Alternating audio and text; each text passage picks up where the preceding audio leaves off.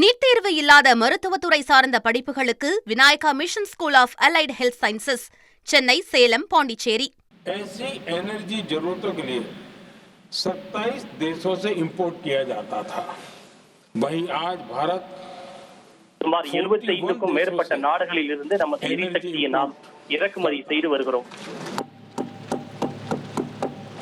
अध्यक्ष जी, बीते दशक में भारत ने संकट के ऐसे ही समय के लिए कच्चे तेल के भंडारण को भी प्राथमिकता दी है। आज भारत के पास 53 लाख मीट्रिक टन से अधिक का स्ट्रेटेजिक पेट्रोलियम रिजर्व है। இன்று இந்தியாவை பொறுத்தவரை சுமார் 53 லட்சம் மெட்ரிக் டன் அளவுக்கு கச்சா எண்ணெய் இருப்பு இருக்கிறது. देश काम कर रहा है। हमारी तेल कंपनियों के पास जो रिजर्व रहता है वो अलग है। बीते 11 वर्षों में हमारी रिफाइनिंग कैपेसिटी में भी उल्लेखनीय वृद्धि हुई है। கடந்த 11 ஆண்டுகளில் நமது இந்தியாவினுடைய எண்ணெய் சுத்திகரிப்பு திறனும் கணிசமாக அதிகரித்திருக்கிறது. संपर्क में प्रयास ये है कि जहां से संभव हो वहां से तेल और गैस की सप्लाई होती रहे। भारत सरकार गल्फ और आसपास के शिपिंग रूट्स पर निरंतर नजर बनाए हुए है। हमारा प्रयास है कि तेल हो, गैस हो, फर्टिलाइजर हो, ऐसे हर जरूरी सामान से जुड़े जहाज भारत तक सुरक्षित पहुंचे।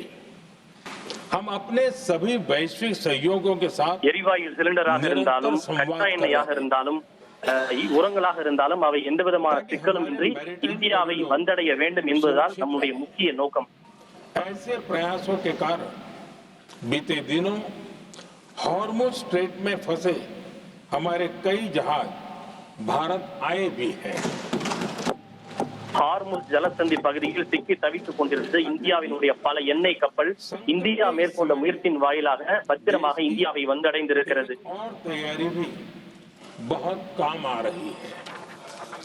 पिछले 10-11 साल में इथेनॉल के उत्पादन और उसकी ब्लेंडिंग पर अभूतपूर्व काम हुआ है। एक दशक पहले तक देश में सिर्फ இந்தியாவின் எரிசக்தி துறையில் ஏற்படக்கூடிய தாக்கங்களை குறைப்பதற்கு அரசு எல்லா வழிகளிலும் பணியாற்றி வருகிறது. 20% இथेनॉल ब्लेंडिंग के करीब पहुंच रहे हैं। இந்த இந்தியாவை பொறுத்தவரை பெட்ரோலில் எத்தனால் கலப்பு என்பது 20% அதிகரிக்கப்பட்டிருக்கிறது. कम ऑयल इंपोर्ट करना पड़ रहा है। ऐसे ही रेलवे के बिजलीकरण से भी बहुत बड़ा फायदा हो रहा है। अगर रेलवे का इतना बिजलीकरण न होता तो हर साल करीब 180 करोड़ लीटर डीजल अतिरिक्त लगता। ऐसे ही हमने मेट्रो का नेटवर्क बढ़ाया है। 2014 में जहां देश में मेट्रो नेटवर्क 250 किलोमीटर से भी कम था, आज ये बढ़कर करीब 1100 किलोमीटर हो गया है। 2014க்கு முன்பு இந்தியாவில் மெட்ரோ நெட்வொர்க் கட்டமைப்பு என்பது 250 கிலோமீட்டருக்கும் குறைவாகத்தான் இருந்தது. ஆனால் இன்றைக்கு இந்தியாவில் மெட்ரோ கட்டமைப்பு 1100 கிலோமீட்டருக்கும் அதிகமாக விரிவடைந்துள்ளது. जिस स्केल पर वैकल्पिक ईंधन पर काम हो रहा है उससे भारत का भविष्य और सुरक्षित होगा।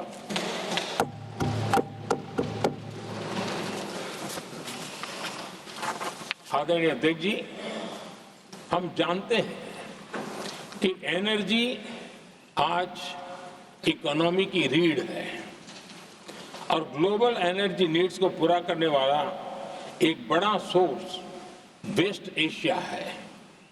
स्वाभाविक है कि दुनिया भर की अर्थव्यवस्था वर्तमान संकट से प्रभावित हो रही है। இந்திய பொருளாதாரத்தின் முதுகெலும்பாக எரிசக்தி மற்றும் கச்சா எண்ணெய் ஆகியவை விளங்குகிறது. நமது கச்சா எண்ணெய் தேவைக்கு பெரும்பாலும் நமது வளைகுடா நாடுகளை சார்ந்திருக்கிறோம். इसके शॉर्ट टर्म, मीडियम टर्म और लॉन्ग टर्म ऐसे हर असर के लिए एक रणनीति के साथ काम कर रही है। आज भारत की इकोनॉमी के फंडामेंटल्स मजबूत है। इससे भी देश को बहुत मदद मिली है। हम இன்று இந்தியாவினுடைய பொருளாதாரம் மிகவும் வலுவாக இருப்பதோடு இந்திய பொருளாதாரத்துக்கு தேவையான அனைத்து ஆதரவு நடவடிக்கைகளும் வளர்த்து வருகிறது. उस सेक्टर को आवश्यक सपोर्ट दिया जा रहा है। भारत सरकार ने எந்தெந்த துறைகளுக்கு அவசியம் ஆதரவு தேவைப்படுகிறதோ அந்த துறைகளுக்கு இந்திய அரசின் ஆதரவு தொடர்ந்து வழங்கப்பட்டு வருகிறது. और हमारे इंपोर्ट एक्सपोर्ट में आने वाली हर दिक्कत का आकलन करता है और ये ग्रुप आवश्यक समाधान पर भी निरंतर काम करता है। मुझे पूरा இது भरोसा है தொடர்பாக அமைச்சர்களுக்கு இடையேயான உயர்மட்ட குழு ஒன்றும் அமைக்கப்பட்டிருக்கிறது. இந்த குழு ஒவ்வொரு நாளும் நிலைமையை ஆய்வு செய்து தேவையான நடவடிக்கைகளை அன்றாடம் எடுத்து வருகிறது. माननीय अध्यक्ष जी, एक बड़ा सवाल ये है कि युद्ध का खेती पर क्या प्रभाव होगा।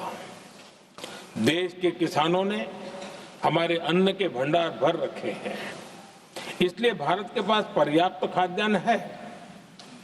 हमारा ये भी प्रयास है நமது நாட்டின் விவசாயிகள் தான் நமக்கு தேவையான வேளாண் பொருட்களையும் அரிசியும் விளைவித்து நமது தானிய களஞ்சியங்களை நிரப்பி வருகின்றனர். आपात स्थिति से निपटने के लिए खाद की पर्याप्त व्यवस्था भी की है। अतीत में भी हमारी सरकार ने दुनिया के உலகளாவிய संकटों இடர்பாட்டின் போது விவசாயிகளையும் இந்த அரசு கவனத்தில் கொண்டுள்ளது. करने दिया था। कोरोना और उस समय के उद्योग के दौरान எப்போதெல்லாம் இடர்பாடு ஏற்படுகிறதோ அப்போதெல்லாம் விவசாயிகளை இந்த அரசு சிக்கலில் தவிக்க விட்டதில்லை. डिस्ट्रप्शन आ गई थी।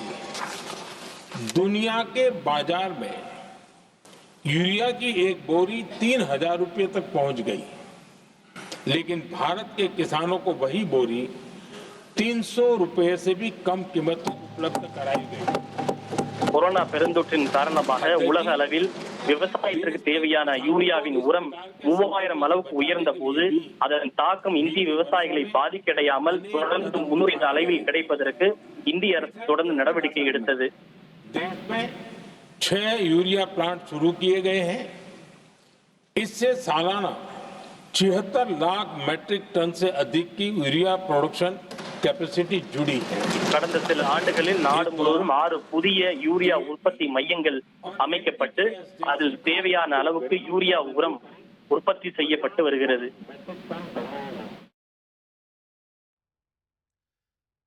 வளைகுடா போர் நிலவரம் குறித்தும் கச்சா எண்ணெய் பற்றாக்குறை உள்ளிட்ட பல்வேறு விவகாரங்கள் குறித்தும் நாடாளுமன்றத்தில் பிரதமர் உரையாற்றிய காட்சிகளை நாம் பார்த்தோம்.